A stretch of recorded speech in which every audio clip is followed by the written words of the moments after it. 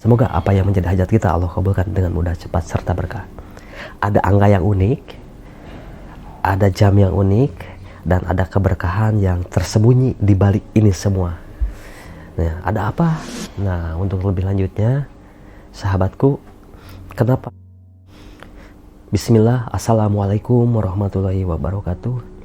Alhamdulillah, sahabat Kahfi bisa berjumpa kembali. Sahabatku, di kesempatan kali ini saya akan membahas sholawat Jibril ya. Sering tidak ya sahabat, ketika sahabat lagi mempunyai masalah, baik itu hutang, atau kita punya tagihan, atau kita lagi sakit, atau kita lagi kesulitan dari berbagai macam rezeki ya, kita sering terbangun di waktu tengah malam ya. Nah, di kesempatan kali ini pasti semua sahabat ya pasti ingin mendapatkan solusinya atau jalannya untuk menghadapi berbagai macam masalah itu ya. Tentunya ketika kita diberikan amanah, hutang pihutang ya sahabat, ataupun usaha yang tidak berkembang, bahkan ya kita sangat buntu lah untuk bisa menyelesaikannya. Nah, untuk di kesempatan kali ini ya sahabatku, ada tema yang sangat bagus, tema yang sangat inspirasi, dan itu sudah terbukti ya sahabat, yakni ada angka yang sangat unik, yakni kita panggil Allah dan Rasulnya di nomor digit 222. Jadi keajaiban sholawat Jibril dan angka yang sangat unik, yakni 222. Nah, ada apa di balik itu semua, sahabat? Tentu di balik angka itu ada rahasia di balik rahasia. Dan Masya Allah, saya mendapatkan ilmu ini, saya dapatkan dari salah satu ibu ya, yang mana beliau seorang yang sukses, beliau yang ahli sedekah. Masya Allah, beliau pun ahlinya sholawat, yakni salah satu ibu Aisyah sahabat. Nah, beliau memberikan rahasia-rahasianya ketika segala sesuatu ingin tercapai seperti itu, baik itu yang sulit, yang sedang, yang berat gitu ya, mau masalah apapun. Nah, Masya Allah, beliau pun seorang ya, kalau bisa disebutkan kalau sedekahnya itu tidak tanggung-tanggung ya sahabatku. Jadi bukan hanya sebatas ratusan juta, tetapi miliaran yang beliau berikan, yang beliau sedekahkan. Nah, beliau pun ya memberikan kiat-kiat sukses, kiat-kiat dalam memberikan suatu permasalahan apa yang harus kita kerjakan. Nah, makanya pantau terus videonya. Dan jangan lupa subscribe sahabatku ya, biar channelnya semakin berkembang, bisa menghadirkan inspirasi, motivasi, testimoni, dan insya Allah akan menjadikan solusi untuk semua sahabat Kahfi 82. Subscribe dulu, like, comment, share, dan subscribe. Semoga yang sudah subscribe, yang sudah like, yang sudah komen menjadi pahala ya, menjadi amal jariah yang tidak terputus sampai yaumil akhir. Amin ya Allah ya rabbal alamin. Sahabatku, kita kembali ke tema pembahasan ya gitu kan. Apa itu 222? Kenapa kita harus ketika kita mengamalkan sholawat Jibril kita panggil Allah gitu ya, dan Rasulnya di nomor digit 222. Angka yang sangat bagus sekali ya sahabat. Dua yang pertama di sini yang diberikan ya Ibu Aisyah ini ya, yang beliau sudah menjadi seorang yang sukses ya, beliau memberikan amalan, kerjakanlah ya sahabatku sholat 2 rakaat. Nah, lalu sholat apa gitu ya? Nah, yang paling ini ya sahabat, banyak sekali. Itu minimal ya sahabat kita kerjakan 2 rakaat, baik itu sholat tobat, sholat hajat, sholat tahajud. Pokoknya kita kerjakan sholat 2 rakaat gitu kan. Apakah itu boleh lebih? Silahkan, sangat boleh. Nah, jadi sebelum melakukan wiridan atau amalan atau bersolawat, kerjakan dulu sholat 2 rakaat. Itu ya, ingat ya sahabatku. Itu. Jadi 2 yang pertama yakni kerjakan 2 rakaat sholat sunnah sebelum kita bermunajat itu. 2 yang selanjutnya, ingat ini ya sahabat, ini adalah kedua mata kita. Jadi jadikanlah air mata kita sebagai saksi bahwa kita ini lagi bermohon kepada Allah, lagi bermohon dengan wasilah sholawat kepada Rasulullah, biar apa yang menjadi hajat kita Allah kabulkan. Jadi dengan kita meneteskan air mata, contoh gitu kan, kita dengan bersolawat shollallahu ala Muhammad, shollallahu ala Muhammad, shollallahu ala Muhammad, shollallahu ala Muhammad, kita sadar, kita tahu, kita mengakui bahwa banyak sekali berbagai macam godaan-godaan, berbagai macam halangan-halangan, berbagai macam ya dosa kita yang sudah kita lakukan.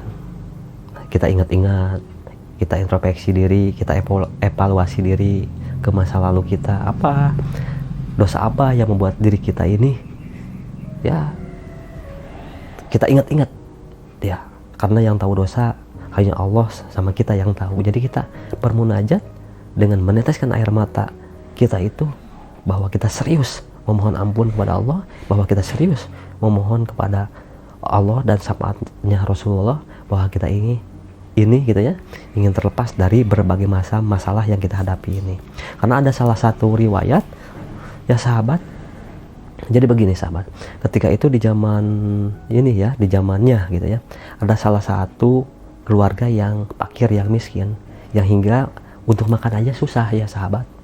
Nah akhirnya sama istrinya disuruh keluar tuh, wahai suamiku carilah harta gitu kan, atau makanan gitu ya, karena kita dan anak-anak kelaparan. Nah singkat cerita, si orang itu berangkat keluar dan akhirnya beliau menemukan ada yang ngasih roti tuh, persis ya dengan keluarganya, yakni 7 potong roti. Nah akhirnya beliau sangat bersyukur, alhamdulillah.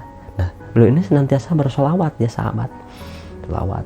Jadi amalan yang selalu beliau kerjakan itu sholawat ya. Jadi untuk amalan-amalan yang lainnya itu bisa disebutkan kurang lah gitu kan, tapi beliau tidak ninggalin sholawat terus gitu. Oke, pas begitu ya akhirnya mendapatkan roti 7 potong sambil sholawat, ternyata datang salah satu pengemis yang datang kepada beliau, akhirnya meminta si roti itu 7 potong itu yang beliau baru saja mendapatkannya ya sahabat.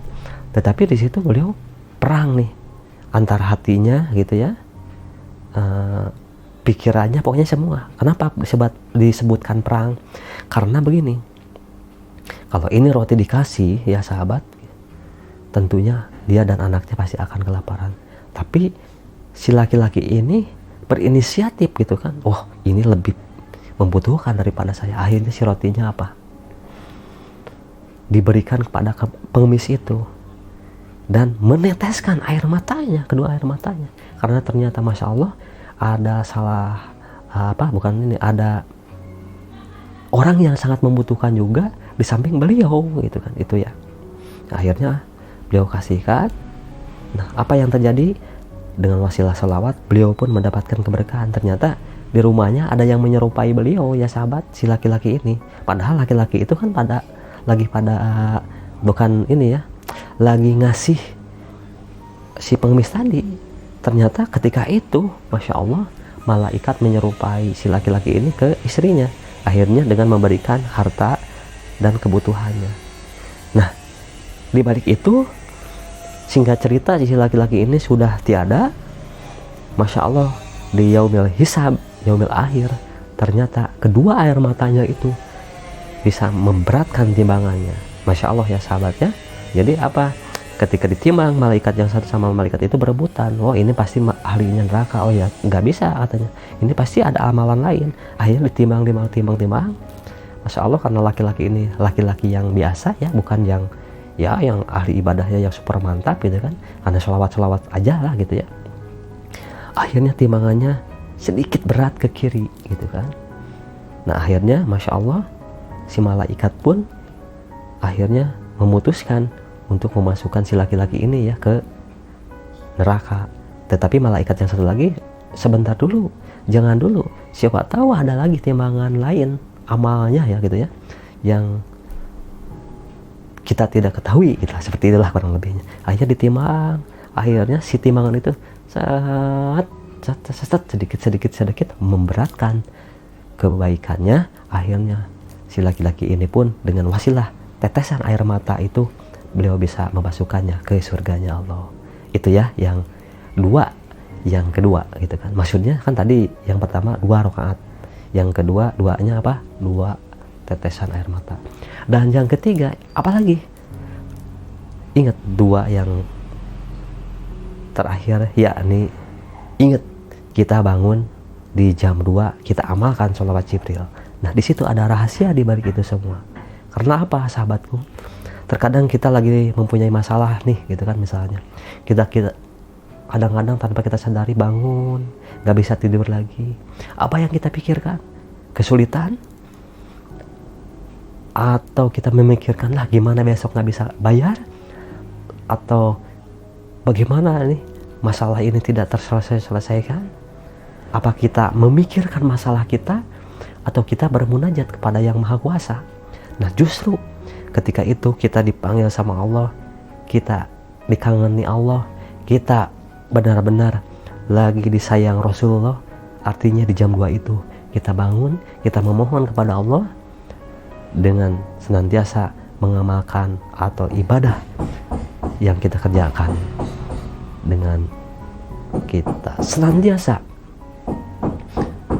beristiqomah bangun di jam itu, insya Allah justru disitulah ada keajaiban yang tersembunyi. Karena apa? Giliran di jam itu orang-orang tertidur pulas, kita mendapatkan keberkahan, kita memohon pertolongan kepada Allah dengan wasilah sholawat. Nah, jadi ingat ya sahabatku, di jam 2 itu semesta hening, semesta itu lagi merindukan kita, justru kita dibangunkan, dan di situ kita memohon kepada Allah dengan wasilah bersolawat, maka apa yang menjadi hajat kita akan Allah kabulkan. Itu ya sahabat ya. Jadi keajaiban itu masya Allah luar biasa. Jadi saya garis bawahi lagi dalam kurung, bahkan angka unik 222, yang 2 pertama kita kerjakan sholat 2 rakaat, 2 yang kedua tetesan kedua air mata, dan yang ketiga kita bangun di waktu jam 2 pagi.